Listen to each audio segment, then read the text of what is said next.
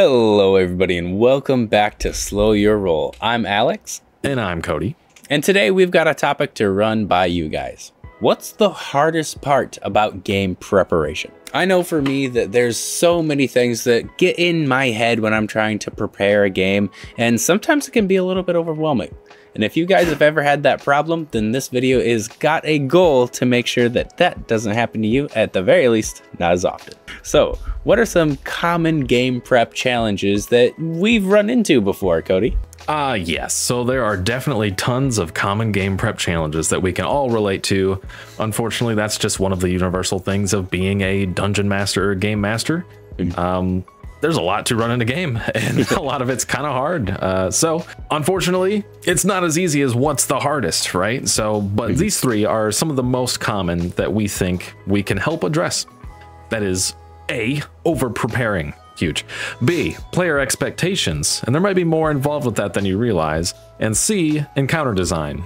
Notice how all my fingers represent letters. And then we'll throw in some personal experience stuff too, to seal the deal. So let's start at the top with over preparation. This one is somewhat easy for a lot of people to do, in the sense that maybe they get lost in the sauce of making their game and they're having fun with it. And a lot of people can do that and then accidentally create this whole giant world that players skip more than half of. And you realize that, wow, you spent hours that never are going to come up in game. And it just kind of stings a little bit. Yeah, he just keeps swearing he's going to write that book one day. Or you could be like me and actually have the exact opposite problem where you can tend to under-prepare because you've been burnt by over-preparing several times. So here are some of the things that we know has helped us personally and just tips that we've seen that we liked a lot as well. So if you were going to try your best to stop over-preparing, maybe you could start to just embrace some things that are more unknown. There's a lot of flexibility in games that you can apply to essentially any situation.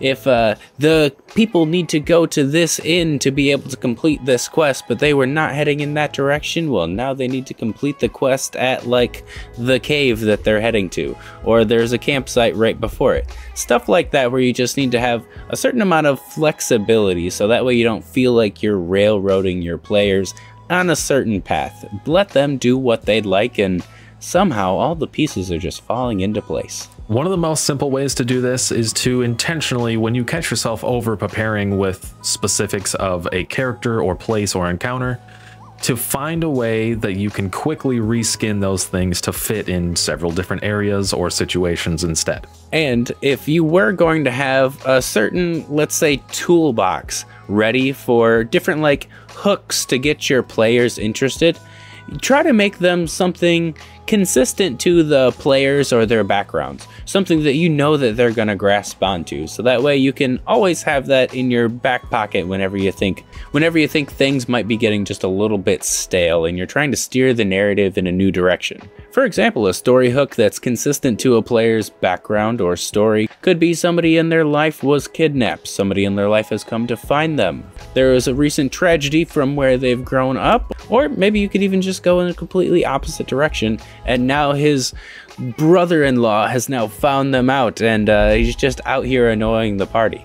There's a bunch of different ways that you can take this, but as long as it's relevant to the players, their backstories, their goals, anything that has to do with them, that's a good way to keep players at least on track and the story moving. If you find yourself to still be the person that's just over preparing, try to at least make sure that the things that you're preparing are things relevant to the characters and their desires, which will come up later again in point number C. But before we get to point number C, we need to talk about point number B, player expectations. And these are pretty hard to manage sometimes, especially if you don't start off in like session 0 with clear-cut expectations. Not only you as a DM, but as your players as well. It's really hard to run a horror game if you've got 3 jokesters, and it's really hard to run a funny game if nobody's telling jokes. You guys just kind of got to be on the same page, and I believe one of the best ways to do that is probably by involving your players in world building. Yeah, world building can be a big way to make your players feel invested in the world. which, again, realistically, there's more in player expectations than you might realize. Everyone has seen tables that have players that are kind of toxic in the way that they do things, or, as much as I hate to say it, maybe just annoying to the other players there by something they're doing, or at the very least, just sometimes players are unenthused and don't seem interested, which is exactly where this one comes in. So the more you can involve your players in the world building, weave their characters directly into the world that you're actually crafting, the more they can feel invested and want to pay attention and enjoy what's happening. And their expectations are being met, more or less, because they're setting them themselves. Exactly. Can't go wrong in that situation. And in that is the concept for the next tip, where you want to try to do everything you can to prioritize quality over quantity of your gameplay. And I'd say that a really good way for you to be able to do that is focus on individual players. A high quality encounter might have something to do with the story at hand or some of your players' goals. But if you were just trying to fill in the monotony with, let's say, a random encounter of like alligators that just happen to come out of the forest, not only does that not make sense, it's kind of a waste of time, especially if there was some detrimental consequences to that for your players. Like, let's just say somebody died getting eaten by an alligator and they didn't even make it halfway to their goal. And that really would feel terrible. It's important to use random roll tables for encounters and things in a specific way, or else your players will know that it's random, the encounter doesn't really mean anything, and like Alex said, if a player character dies during that, it's going to feel completely meaningless. And you know, this might be kind of controversial to say, but I've never rolled on a random roll table. I just look at the table and I say, oh, that's the best option, I'm going to use that. Yes, because that's an easier way to pick the quality over the quantity of, oh, something needs to happen now, it's been boring for a while. Whereas it's, you know, instead it's like, this thing could happen and it would be specifically fitting and really cool. So yeah. Don't make your random encounters too random. And that is a perfect segue to the already mentioned point number C, encounter design. Sometimes designing encounters can be really difficult. Sometimes it is just the math of the encounter and you didn't really think through exactly how strong a monster should be for the characters, and it just ends up way too hard or way too easy. But those are things you can kind of just fix by looking it up, figuring out the math. However, the other stuff, the experience of the encounters, matter a lot. When it comes to encounter design, I've always kind of considered what's the point of this encounter. And there's a bunch of different types of encounters that you could try to incorporate into that. It doesn't just have to be a combat encounter. It could be a social encounter, like a previous video that we've made about the test travel system. There's a bunch of different things that you could try to apply to your encounter design, much like the test travel system, offering a diverse mix of combat, puzzle, or social interaction, and combining those in different ways can really help to keep your players engaged. 100%. Don't think that your combats have to say a simple slugfest combat until one side dies. It can be as simple as, while the combat's happening, the enemies are shouting things that seem to not make any sense back and forth. Like maybe there's a big confusion amongst why they're fighting in the first place.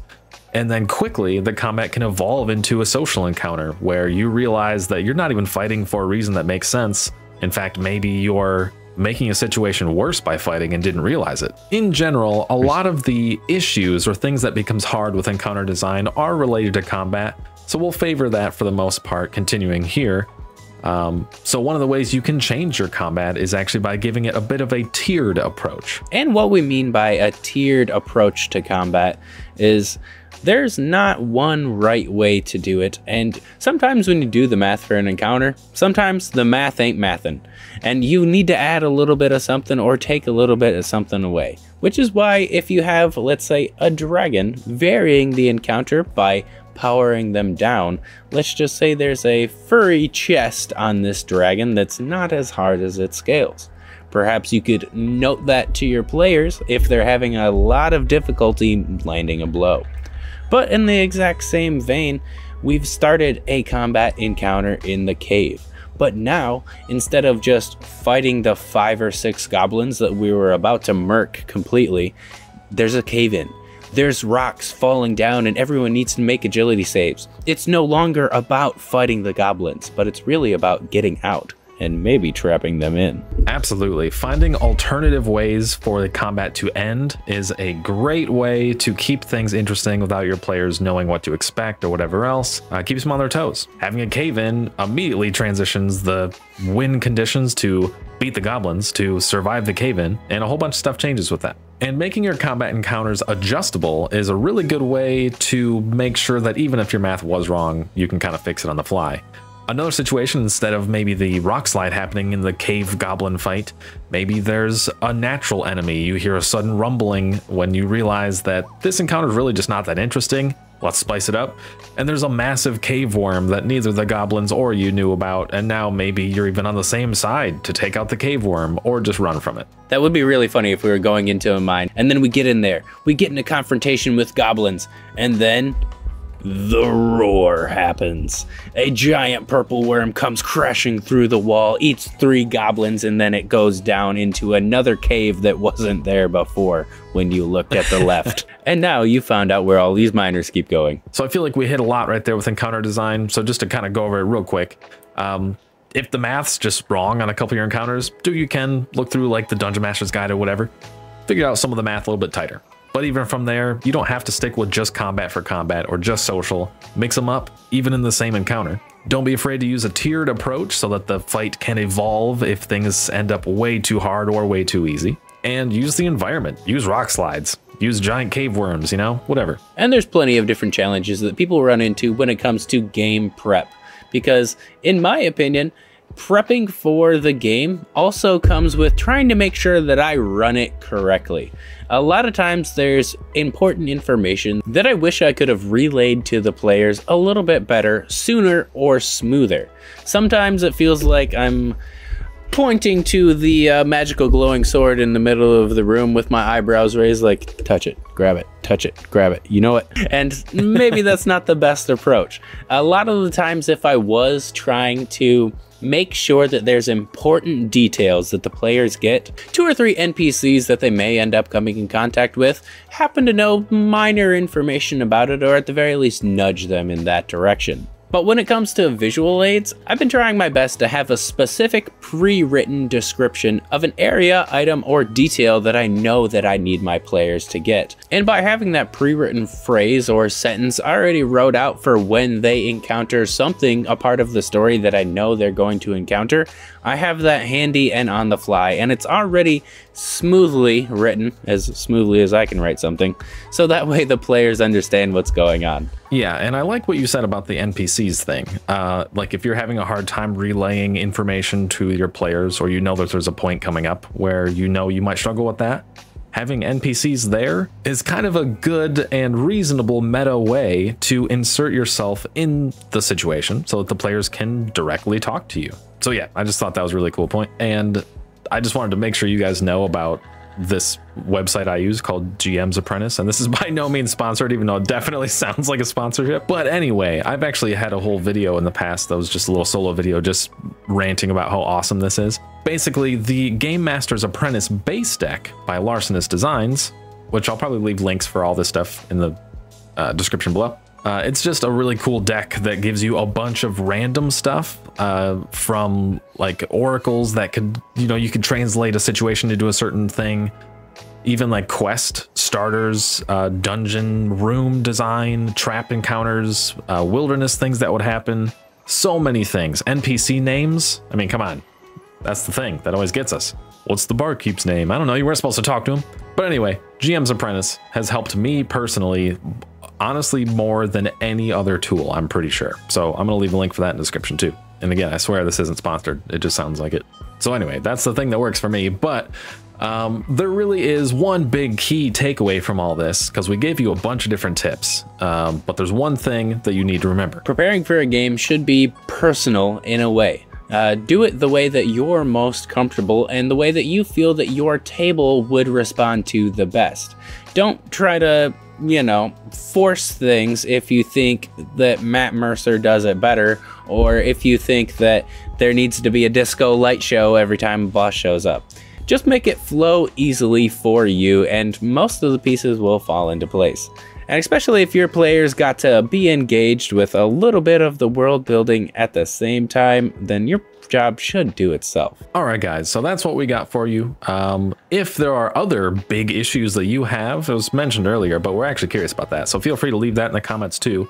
And if we get enough stuff about that, maybe we will make a part 2. It'd be kind of fun. Anything to be helpful while talking about nerdy things, of course, it's good for us. So yeah, leave that in the comments below. If you did like this video, let us know one way or another, and we will see you guys later. Have a good one, everybody.